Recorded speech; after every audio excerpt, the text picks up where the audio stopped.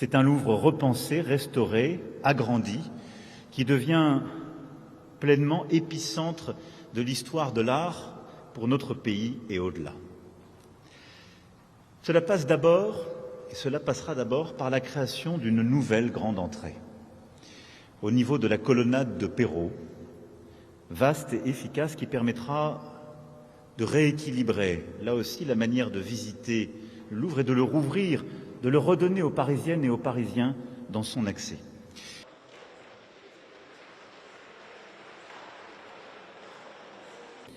La création de ces nouvelles salles sous la cour carrée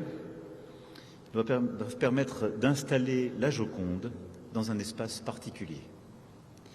accessible de manière autonome par rapport au reste du musée et doté pour cette raison d'un titre d'accès propre, mais aussi de conditions qui permettront tout à la fois une fréquentation de la salle des États différente et peut-être plus apaisée, mais également des conditions d'exposition, de présentation, d'explication qui iront avec ce que la Joconde mérite.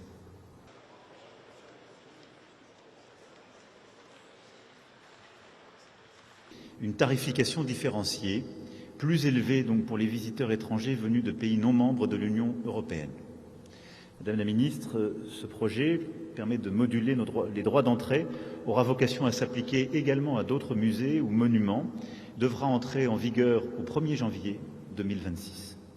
Ce sera un des moyens de financement de ce projet qui accompagnera évidemment la montée du nombre de visiteurs, puisque nous viserons moins 12 millions de visiteurs par an avec les extensions. Là où Notre-Dame a été catalyseur pour notre architecture, nos métiers d'art, ce projet de nouvelle renaissance pour le Louvre doit être pour l'art, l'histoire de l'art et sa transmission, une nouvelle étape aussi dans la vie de la nation. C'est un projet tel qu'en lui-même déjà plus grand qu'il n'est, qui va repenser le musée, ses accès, qui va repenser ses collections, mais qui doit aussi repenser son ancrage dans Paris, dans la vie du pays, dans la transmission de l'histoire de l'art.